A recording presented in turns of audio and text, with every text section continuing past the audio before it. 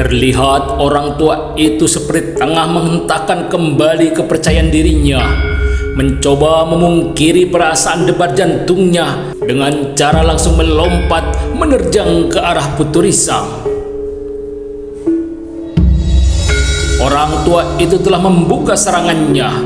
Melihat orang tua itu telah memulai serangannya seperti badai bergulung-gulung lewat putaran tongkat di tangannya, maka Putu Risang sudah siap melayani orang tua itu dengan cara berkelit begitu cepat seperti kilat melesat ke sana kemari, menghindari putaran tongkat orang tua itu yang terus mengejarnya. Orang tua itu ternyata sudah langsung menyerang dengan tataran teratas ilmunya, mengejar kemanapun Putu Risang meloncat menghindar. Begitu keras dan cepatnya serangan orang tua itu selalu dapat dihindari oleh Putu Risang, telah membuat orang tua itu terus meningkatkan tataran ilmunya, menyerang lebih keras dan lebih cepat lagi. Gembira hati Putu Risang dapat memancing orang tua itu mengeluarkan seluruh puncak ilmunya. "Aku sudah dapat menilai puncak kecepatannya bergerak," berkata Putu Risang dalam hati sambil menghindar. "Akan kucoba seberapa besar kekebalan dirinya," berkata kembali Putu Risang sambil mencoba membalas serangan lawan. Ternyata orang tua itu punya kekebalan tubuh yang luar biasa, seperti tidak menghiraukan sama sekali sambaran cambuk Putu Risang, terus melakukan serangan tongkatnya yang berputar-putar seperti baling-baling mengejar tubuh Putu Risang. Dan cambuk Putu Risang seperti menembus kapas, tidak berarti apapun pada tubuh orang tua itu. Sebaliknya serangan tongkatnya sudah nyaris menyambar Putu Risang. Maka dengan cepat Putu Risang sudah dapat melenting menghindar dan balas menyerang dengan menambah kekuatan tenaga cadangannya lebih kuat lagi. Kembali cambuk Putu Risang seperti masuk ke sebuah tempat kosong, tidak dirasakan sama sekali meski terlihat telah menyentuh tubuh orang tua itu. Sebaliknya serangan orang tua itu sudah kembali mendekati dirinya. "Ajian ilmu tameng wajah tingkat tinggi," berkata Jayakatwang dalam hati dengan mata terus menatap pertempuran itu dengan hati penuh kecemasan. Sebagaimana yang dikatakan oleh Jayakatwang, orang tua itu ternyata telah menerapkan ajian ilmu tameng wajah tingkat tinggi. Sebagaimana muridnya Singalodra yang telah mewariskan ajian ilmu kekebalan tubuh itu. Tapi Guru Singalodra ternyata sudah lebih sempurna lagi. Dan Putu Risang sudah pernah berhadapan dengan Singalodra, dapat merasakan tingkat tataran ajian ilmu itu yang sudah berada di atas puncak kesempurnaannya, lebih dahsyat dari apa yang dimiliki oleh Singalodra. Kembali Putu Risang mencoba meningkatkan lagi tataran tenaga saktinya. Terlihat orang tua itu sudah dapat merasakan sentuhan cambuk Putu Risang sebagai sebuah sentuhan biasa. "Aku harus mempertahankan keseimbangan pertempuran ini agar orang tua itu berpikir hanya sampai di sini puncak ilmuku," berkata Putu Risang mencoba mengelabui lawannya, tidak meningkatkan lagi tataran ilmunya. Demikianlah Putu Risang telah dapat melayani serangan demi serangan Guru Singalodra yang berilmu tinggi itu, yang tidak tahu bahwa sebenarnya Putu Risang dapat meningkatkan tataran ilmunya jauh melampaui kekebalan ajian ilmu tameng wajahnya. Dan pertempuran kedua orang berilmu tinggi di tanah lapang pinggir jalan itu terlihat begitu dahsyat dan sangat mendebarkan hati. Terlihat Pangeran Citraganda tanpa berkedip memandang pertempuran itu, tidak menyangka bahwa Putu Risang ternyata lebih dari yang pernah dilihatnya ketika bertempur melawan Singalodra. Tapi ada sebuah kekhawatiran melihat serangan Guru Singalodra yang bergulung-gulung terus mengejarnya seperti tidak menghiraukan sama sekali serangan cambuk Putu Risang. Tanah lapang itu sudah seperti rata. Semak belukar di sekitar pertempuran mereka telah terburai terinjak langkah kaki kedua orang berilmu tinggi itu. Terlihat kedua orang lelaki, murid orang tua itu, merasa yakin bahwa guru mereka tidak dapat terkalahkan. Sementara orang-orang di pihak Putu Risang begitu cemas melihat serangan orang tua itu seperti ombak yang bergulung-gulung, tidak pernah berhenti sedikit pun mengejar kemanapun Putu Risang berkelit melenting ke sana kemari menghindar. Terlihat semua orang di pihak Putu Risang berkali-kali harus menahan napasnya menyaksikan pertempuran tingkat tinggi itu. Sebenarnya Putu Risang sudah dapat mengukur puncak tataran ilmu orang tua itu, baik puncak tenaga sakti meringankan tubuh maupun ilmu sakti kekebalan tubuh orang tua itu. Putu Risang hanya perlu melontarkan kekuatan tenaga saktinya sedikit lebih kuat lagi, sudah dapat menembus ajian sakti ilmu tameng wajah milik orang tua itu. Tapi Putu Risang merasa ragu bahwa lontaran puncak ilmunya akan mengakibatkan sangat fatal. Dan Putu Risang memang tidak ingin membinasakan orang tua itu. Akhirnya pewaris ilmu pusaka rahasia pertapa dari Gunung Wilis itu telah mendapatkan sebuah cara untuk menundukkan orang tua bertinggi ilmu itu. Putu Risang yang sudah dapat melampaui kecepatan bergerak orang tua itu masih harus berhati-hati menghadapi setiap serangan tongkat orang tua itu, dan diam-diam telah menerapkan tenaga sakti berupa hawa panas yang menyelimuti dirinya dan terus melebar. Semula pancaran hawa panas itu memang tidak menembus ajian ilmu tameng wajah orang tua itu. Perlahan tapi pasti Putu Risang terus meningkatkan tataran hawa saktinya. Terkejut orang tua itu manakala telah merasakan hawa panas menyentuh dan mengurung tubuhnya. Ternyata Putu Risang telah meningkatkan tataran ilmu tenaga saktinya. Guru Singaloda sudah mulai merasakan hawa panas telah mengurung dirinya, membuat serangannya tidak lagi sedahsyat sebelumnya.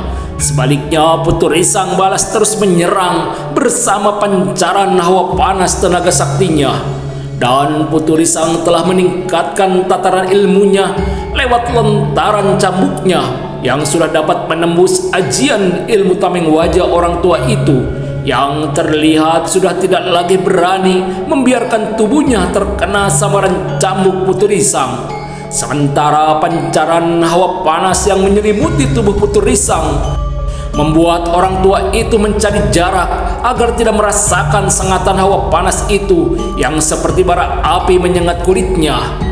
Terlihat orang-orang di pihak Putu Risang yang menyaksikan pertempuran itu seperti menarik napas lega. Mereka melihat pertempuran telah berubah.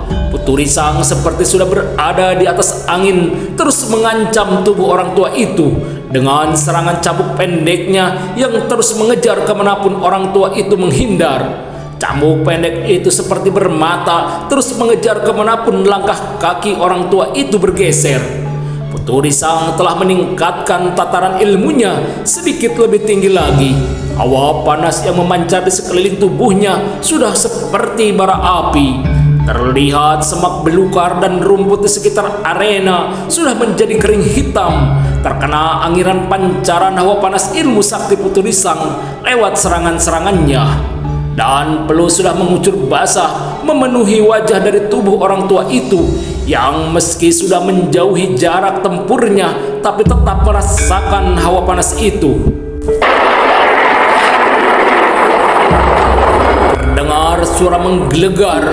Putu Risang telah melecutkan cambuknya ke udara, sengaja membuat sebuah suara yang menggelegar seperti suara petir membelah langit. Benar-benar telah menyiutkan hati dan perasaan orang tua itu. Terlihat wajah orang tua itu menjadi berubah pucat mendengar suara lecutan cambuk pendek di tangan Putu Risang.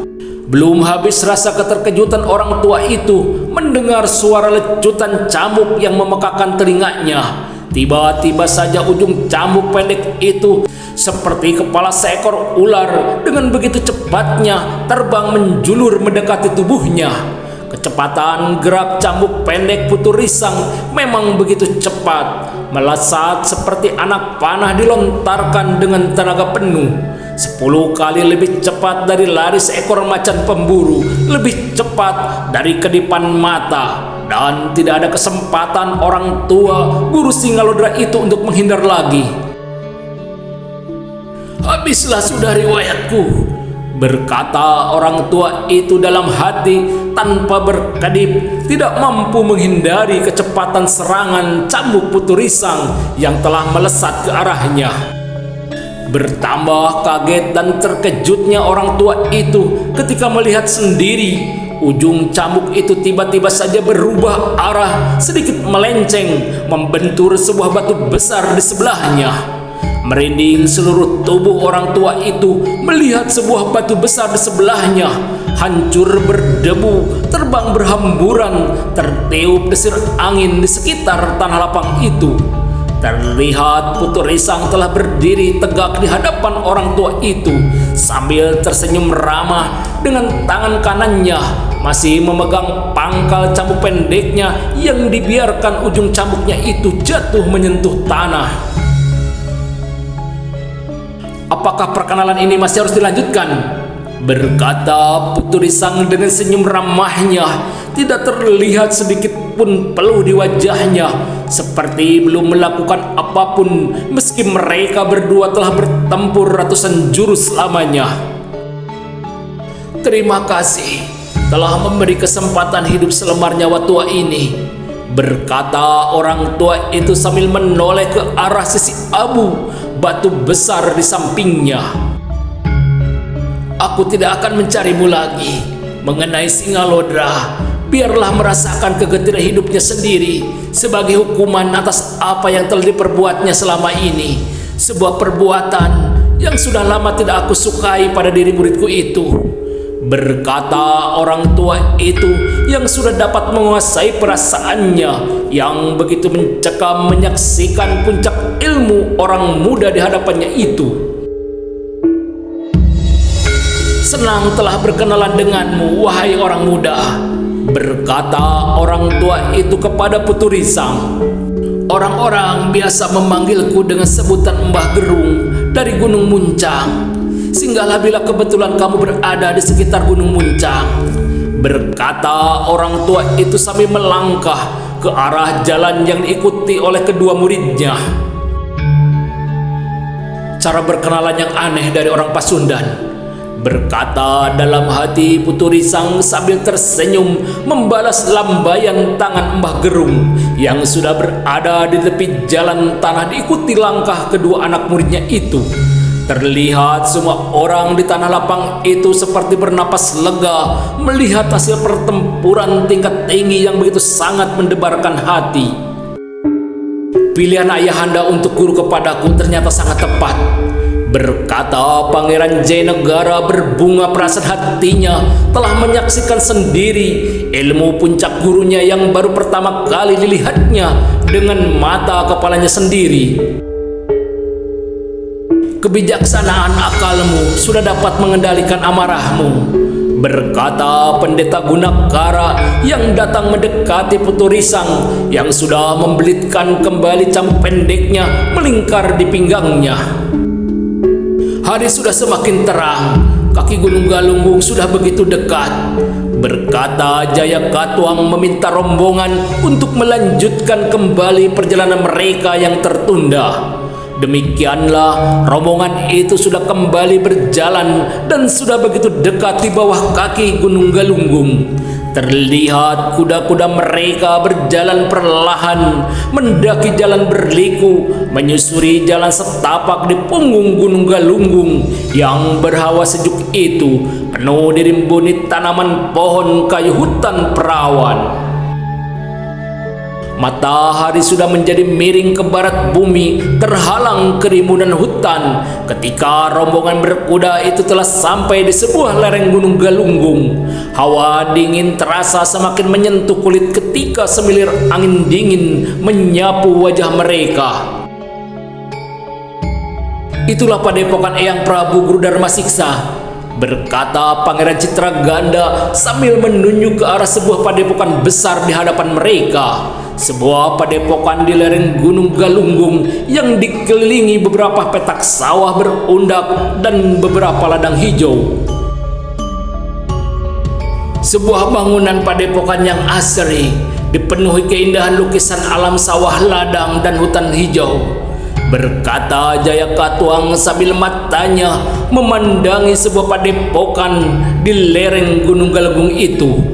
Terlihat rombongan orang berkuda itu sudah melewati regol pintu gerbang padepokan itu.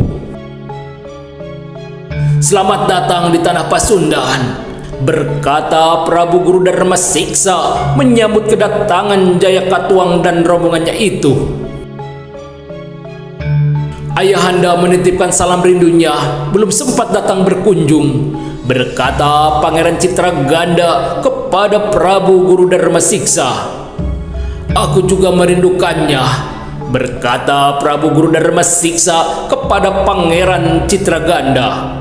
Dan angin senja semilir perlahan menyelimuti pendopo padepokan Prabu Guru Dharma Siksa. Setelah semua orang sudah bersih-bersih diri di pakiwan, terlihat semua tamu Prabu Guru Dharma Siksa tengah menikmati jamuan sederhana dari tuan rumah mereka. Perjalanan panjang dan suasana mencekam manakala mereka mendapat ancaman dari Guru Singalodra. Sepanjang perjalanan telah mendekatkan hati ketiga pemuda dan seorang gadis muda di antara mereka. Tidak ada kecanggungan lagi di antara mereka. Dan ketika Pangeran Citraganda mengajak mereka untuk memisahkan diri dari para orang tua, mengajak untuk naik ke atas sebuah gardu panggungan yang berada di muka halaman, maka seperti anak ikan gabus kecil mereka beriring menuju gardu panggungan itu. Masa depan Pasundan dan Majapahit berada di atas punggung mereka, berkata Jayakatwang sambil memandang keempat orang muda itu yang tengah berjalan menuju gardu panggungan. "Tugas kita lah sebagai orang tua mengarahkan pandangan hidup mereka agar terus berjalan lurus di garis keluhuran budi dan cita-cita leluhur para pendiri bumi ini," berkata Prabu Guru Dharma Siksa. "Tuan Prabu Guru Dharma Siksa masih tegar dan kuat. Mengapa sudah menjauhi kesibukan istana, mengucilkan diri di lereng Gunung Galunggung yang sepi ini?" bertanya Putri Sang kepada Prabu Guru Dharma Siksa. Terlihat Prabu Guru Dharma Siksa tidak langsung menjawab. Terlihat tersenyum menatap wajah Putri Sang dengan senyum sarehnya. "Aku telah berbagi dharma dengan putraku Raja Raga Suci. Biarlah jiwa mudanya mengurus kerajaan Pasundan ini yang memerlukan napas baru dari pemikiran yang masih segar bugar. Sementara dharmaku di sini memberi pencerahan hati kepada siapa saja yang datang ke padepokanku, memberikan pengajaran keluhuran budi kepada semua orang yang ingin belajar kedikjayaan kekayaan jiwa lahir batin," berkata Prabu Guru Dharma Siksa kepada Putri Sang. "Jadi jangan katakan aku telah mengasingkan diri, bertapa dan bersemedi di lereng gunung yang sepi ini. Aku masih berdharma. Hakikat semedi itu sebenarnya adalah sebuah dharma. Baik dharmanya, baik pula semedinya. Buruk dharmanya, berarti buruk pula semedinya. Bersemedi di dalam dharma adalah sebuah perbuatan dan kebijakan yang akan saling mengikat satu dengan yang lainnya. Dharma tanpa semedi seperti mayat berjalan. Sementara semedi tanpa dharma ibarat tubuh hidup tidak punya arti apapun dalam kehidupannya," berkata kembali Prabu Guru Dharma Siksa. Sementara itu keempat orang muda telah berada di atas gardu panggungan. Terlihat mereka berbincang dan bersenda gurau tanpa jarak dan kecanggungan lagi, seperti sudah begitu lama saling mengenal. Terlihat sekumpulan burung pekik melewati bubungan atap gardu panggungan di atas mereka. Suasana kesejukan hawa pegunungan yang sejuk dan tenang telah membuat kegembiraan hati melupakan segala kepenatan seharian perjalanan mereka yang melelahkan itu. Aku ingin mendengar suara seruling Kakang Maesa Muksa, berkata Dyah Rarawulan sambil melihat sebuah seruling yang terikat di pinggang Gajah Mada. Sambil tersenyum, Gajah Mada meraba dan menarik seruling dari ikat pinggangnya. Angin semilir udara bening senja telah membawa suara seruling Gajah Mada mengalun jernih. Terlihat Pangeran Jayanegara, Pangeran Citraganda, dan Dyah Rarawulan seperti terserap tembang seruling yang ditiup oleh Gajah Mada. Mereka seperti terbawa alunan tembang seruling itu yang seperti suara semangat prajurit berbaris menuju medan perang. Namun tiba-tiba saja tembang irama seruling itu melengking tinggi seperti tangisan menyayat hati derita pilu. Sahabat dan kekasih tercinta telah pergi untuk selama-lamanya. Lengking suara seruling itu pun semakin lama semakin melambat dan berubah dalam suara kegembiraan hati, suara kegembiraan gadis muda yang sedang terjerat api asmara. Nada dan irama seruling itu seperti melompat-lompat, seperti suasana hati seorang gadis manja mengintip hujan hati yang datang menempati janjinya bertemu di bawah rembulan malam.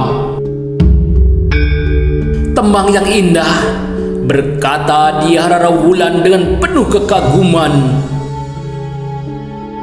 Tembang kenangan Hina Kelana, gubahan Prabu Guru Dharma Siksa dan Paman Jayakatwang, berkata Gajah Mada menyampaikan siapa pencipta tembang seruling itu. Sekali kamu tembangkan, 10 gadis cantik pasti datang jatuh cinta, berkata Pangeran Citraganda secara jujur menilai kemerduan suara seruling Gajah Mada. Sementara hari ini hanya ada 1 gadis yang mendengarnya, berkata Pangeran Jayanegara sambil melirik ke arah Dyah Rarawulan. Bila hari ini ada 10 gadis yang mendengar serulingnya, kucopot telinga mereka agar tidak dapat lagi mendengar suara seruling itu, berkata Dyah Rarawulan dengan wajah polos seperti tidak merasa terganggu dengan godaan Pangeran Jayanegara, bahkan seperti menimpalinya. Aku tidak akan membawakan tembang ini karena takut ada 10 gadis terluka telinganya, berkata Gajah Mada yang ditanggapi tawa oleh semuanya. Keempat orang muda itu masih saja berbincang dan tertawa seperti telah melupakan waktu telah terus berjalan. Senja sudah mulai terlihat redup menutupi hutan tebing dan lembah jauh di seberang mereka. Tapi suasana kegembiraan hati para anak muda itu tiba-tiba berhenti, berubah menjadi suasana keheranan. Mereka berempat telah melihat 10 wanita berada di luar pagar padepokan di keremangan senja yang sebentar lagi akan berakhir. 10 orang wanita, berkata Pangeran Citraganda penuh keheranan mengingat ujarnya tentang tembang seruling dan 10 orang gadis. Turunlah, siapa di antara kalian yang baru saja meniup seruling, berkata dengan lantang dan terdengar melengking dari salah satu ke 10 wanita itu. Mendengar suara wanita itu ditujukan kepadanya, segera Gajah Mada turun dari panggungan. Akulah peniup seruling itu, kata Gajah Mada di hadapan salah satu seorang di antara mereka. Kamu pasti mengenal pemilik rontal ini, kata salah satu di antara mereka. Aku tidak tahu siapa pemilik rontal itu. Bohong, kamu baru saja menembangkan isi dari rontal ini, berkata wanita itu dengan suara yang semakin tinggi. Aku berkata sebenarnya, tidak tahu siapa pemilik rontal itu. Jangan berdusta. Dari mana kamu belajar tentang tembang ini? Berkata kembali wanita itu masih dengan suara masih tinggi penuh amarah. Terlihat Gajah Mada terdiam, ragu untuk menyebut sebuah nama seseorang yang telah mengajarkan kepadanya sebuah tembang yang baru saja ditembangkan lewat seruling bambunya di atas panggungan. Anak muda ini memang tidak tahu tentang rontal itu, karena rontal itu adalah milikku, berkata seseorang di belakang Gajah Mada. Ketika Gajah Mada menoleh ke belakang, terlihat bahwa orang itu ternyata adalah Prabu Guru Dharma Siksa. Rupanya para orang tua yang tengah berbincang di pendopo telah mendengar adanya sedikit keributan itu. Mereka segera turun dari pendopo dan langsung ke muka halaman di mana akhirnya melihat ada 10 orang wanita di depan halaman muka. Salah seorang yang paling tua, mungkin pemimpin mereka, terlihat sedang berbicara dengan suara yang tinggi penuh amarah kepada Gajah Mada.